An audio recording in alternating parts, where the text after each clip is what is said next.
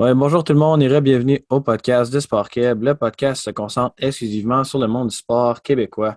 Aujourd'hui, je suis en compagnie du récipiendaire du prix de recrue de l'année au rugby universitaire avec l'Université McGill, Alexandre Laurando. Salut François, ça va bien? Ça va bien, toi? Super bien, merci.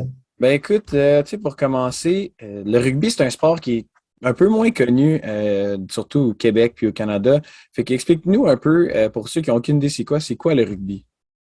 Le rugby, principalement, c'est un sport d'équipe où on passe le ballon par en arrière, comparativement au football américain. Ça joue soit 15 contre 15 ou 7 contre 7, rugby à 15, rugby à 7. Puis l'objectif du match, c'est de scorer le plus de points sans se faire scorer le plus de points. Puis il y a des kicks de body pour des conversions quand on fait des essais. Puis les essais, on appelle ça des try à la place de des touchdowns. Ben, c'est-tu le même principe qu'un touchdown? Principalement. Un touchdown au football, c'est 6 points, plus le botté qui vaut 1 point. Puis au rugby, c'est 5 points, puis la conversion, c'est 2 points. Pourquoi est-ce que toi, tu t'es intéressé au rugby, tu sais, considérant qu'on est dans un environnement qui est stimulé par d'autres sports complètement, là? Mais moi, originalement, j'étais un joueur de hockey, mais j'ai joué quelques matchs au secondaire dans ma 11e année du secondaire. Et puis pendant la COVID, je me suis entraîné avec des amis. Puis pendant la COVID, j'ai lâché un peu le hockey. Puis là, quand on a recommencé les sports, je m'ai fait dire de commencer à jouer au rugby. Donc, j'ai été à Beaconsfield pour jouer dans un club là-bas.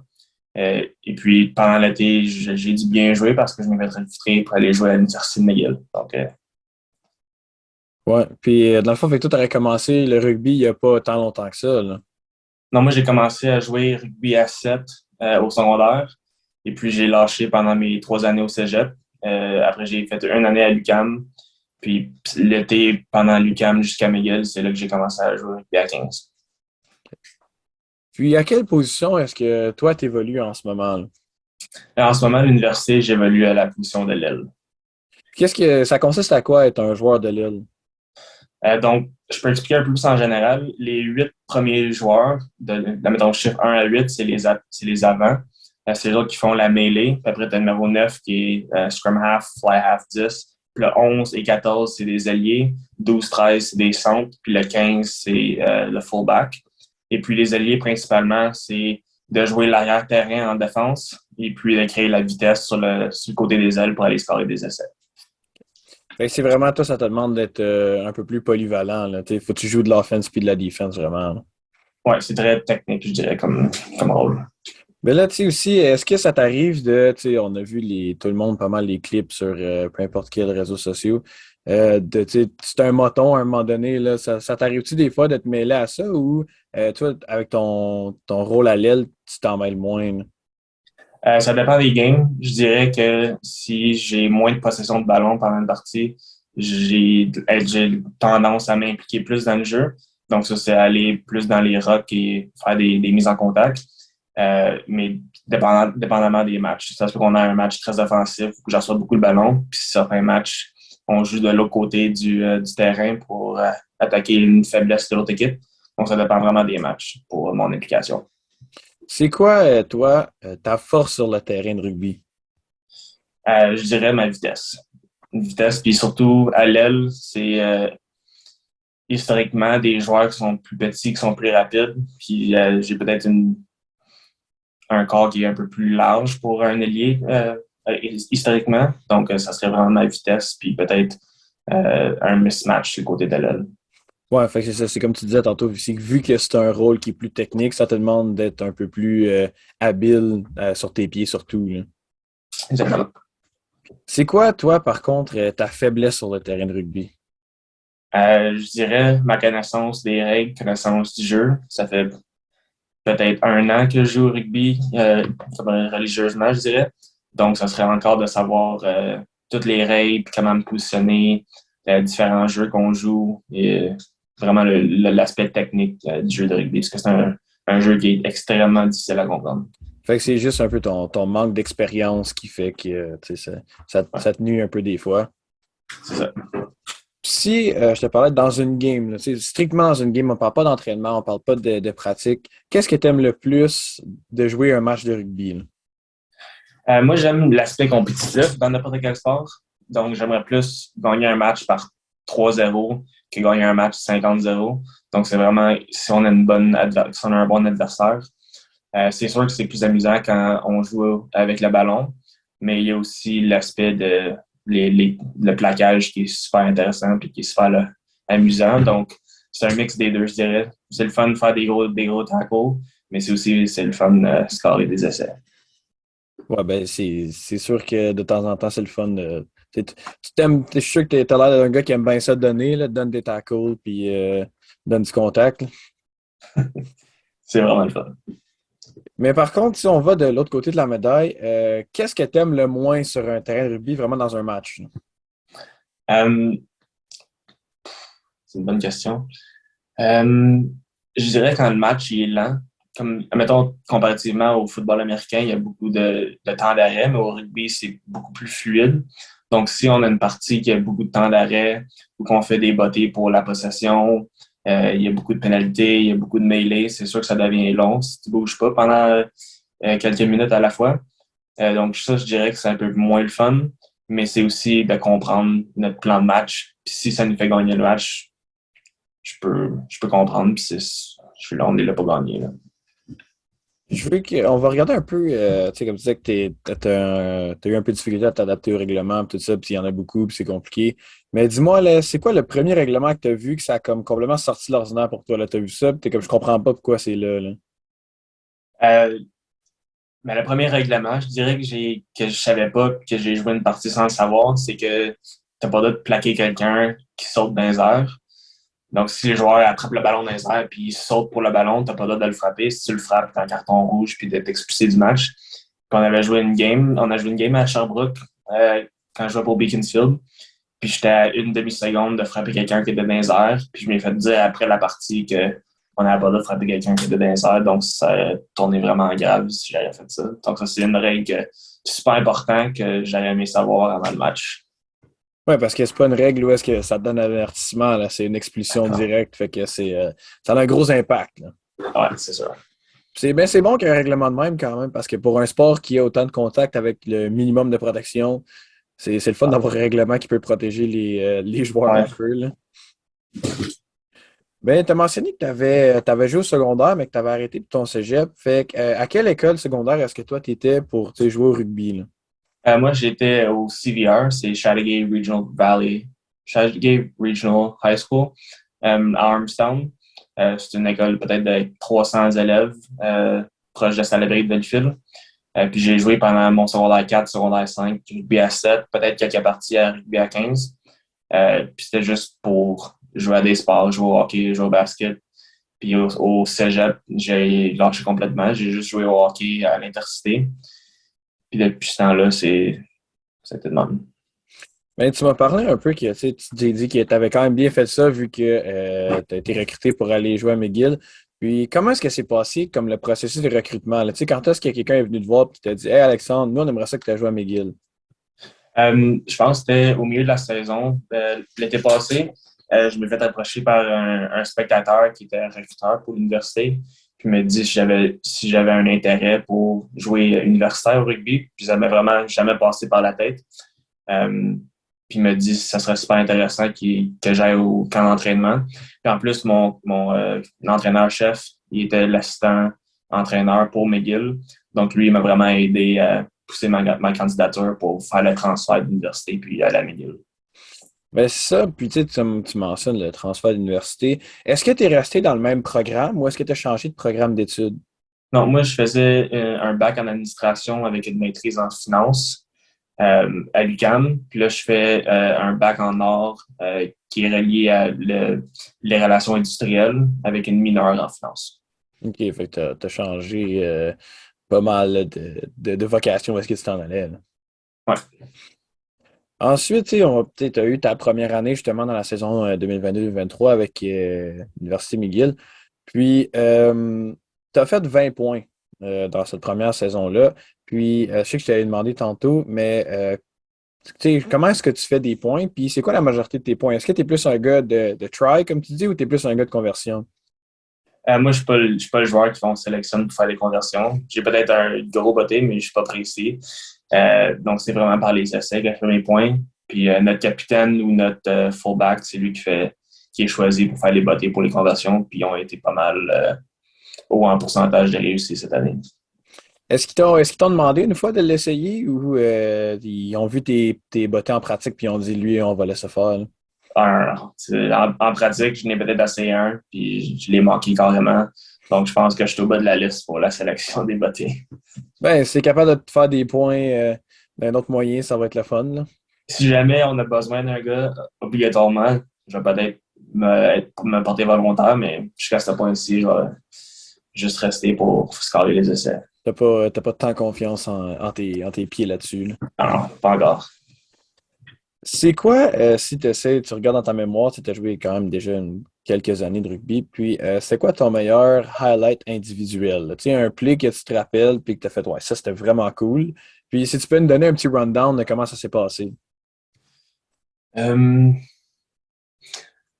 Nous autres, on est chanceux parce que nos matchs sont enregistrés. Donc, j'ai eu la chance de les réécouter à plusieurs reprises. Mais pendant notre finale contre l'Université d'Ottawa pour le championnat québécois pour la division ARSCU, j'ai scoré 2 essais cette partie-là. Puis mon deuxième essai, on était dans leur zone, leur 10 dégager le ballon, puis le manquer. Puis c'est arrivé comme à 5 verges de la touche. Je l'ai attrapé, puis j'ai couru dans un angle de 45, carrément à travers toute leur ligne de défense. Puis j'ai été scoré dans le coin pour me donner l'avantage quand il restait peut-être 7 minutes à jouer. Puis c'était vraiment, je pense que c'était un des meilleurs moments que j'ai eu à McGill. Ouais, fait que c'est ton moment à toi là, que tu fais. T'es content de celle-là. Là, Ouais, je suis content. tu te tapes sur l'épaule, tu as dit good job, Alex. Ouais. Je sais pas si tu me dis que tu fais du rugby un peu plus religieusement dernièrement, mais est-ce que tu as eu la chance de suivre des matchs qui sont professionnels, comme juste à la télé ou sur Internet ou peu importe? Donc, c'est la première année que je m'implique vraiment dans le rugby. Donc, j'avais jamais écouté des matchs de rugby au complet, mais j'ai quelques amis dans l'équipe, puis on écoutait les 6 nations. C'est France, Irlande, England, Wales, des équipes comme ça. Puis c'était vraiment, on allait tout chez un autre chum, puis on écoutait ça, puis c'était vraiment cool, c'était vraiment amusant, là. Faire une journée de ça.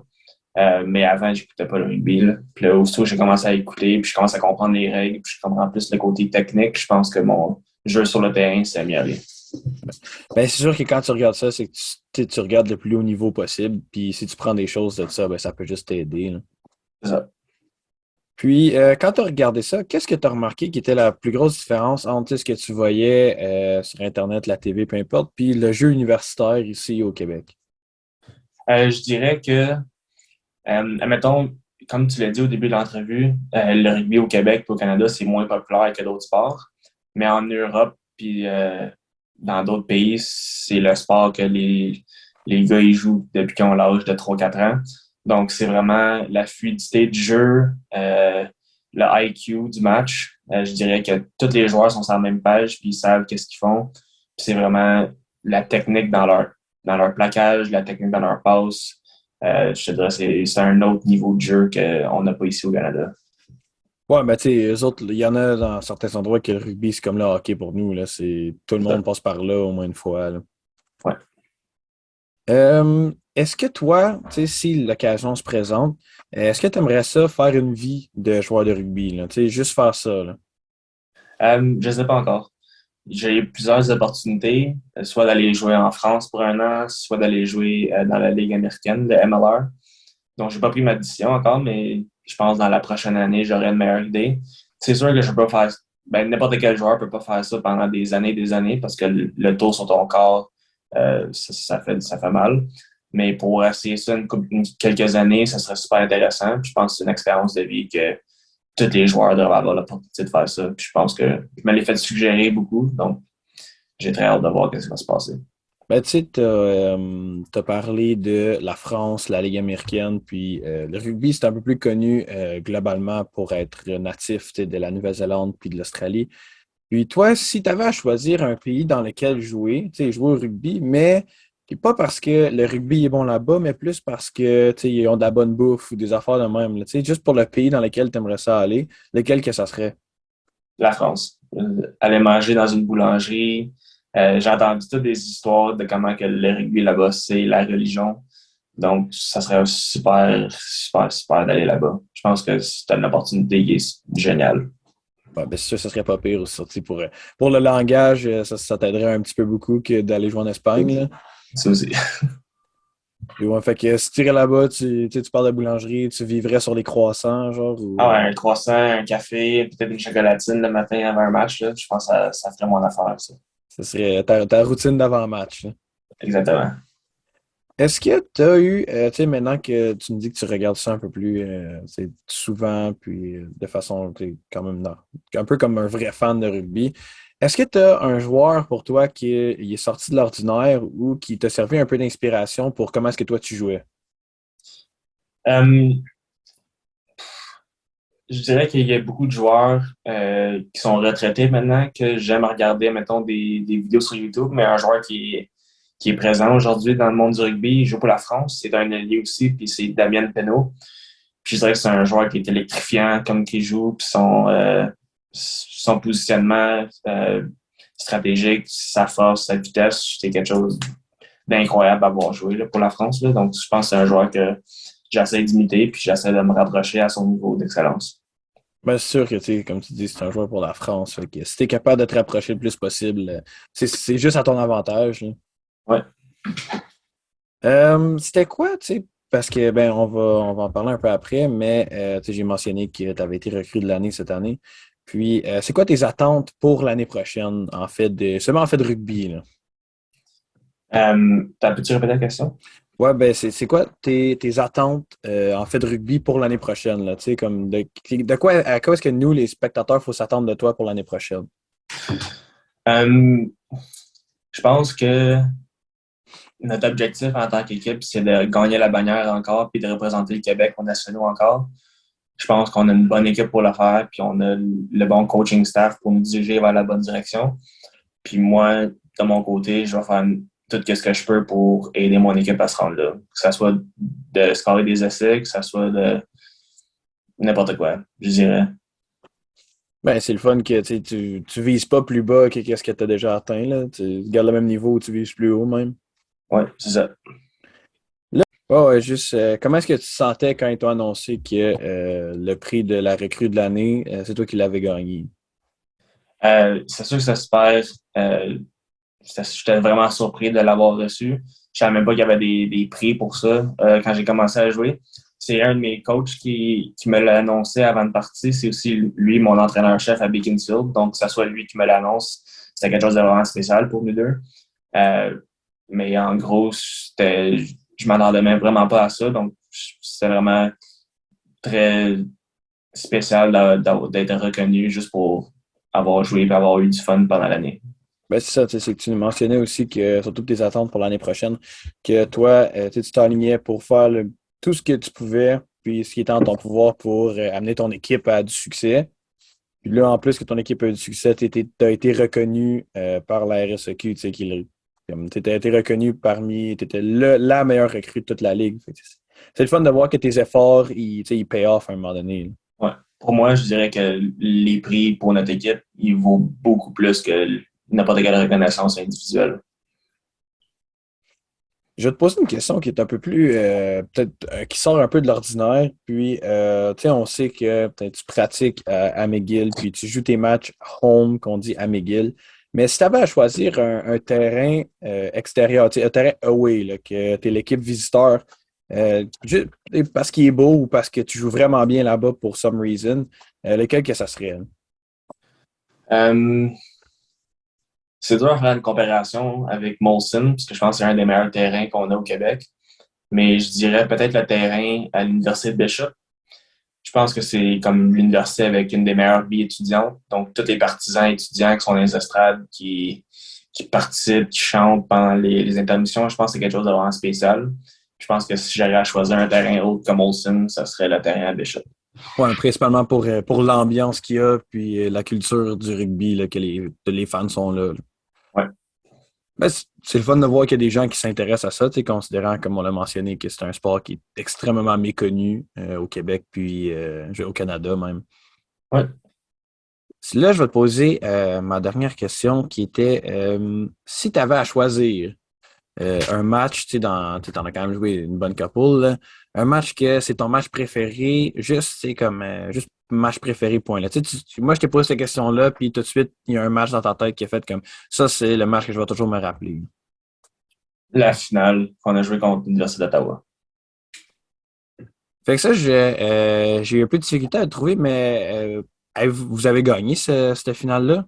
Ouais, on a gagné 28 ou je pense 28-24. C'était comme le 4 novembre, je pense. C'était Friday Night Lights. Puis c'était la partie qu'on a gagnée qui nous a envoyés aux nationaux pour représenter le Québec. Comment s'est passé ça, les nationaux?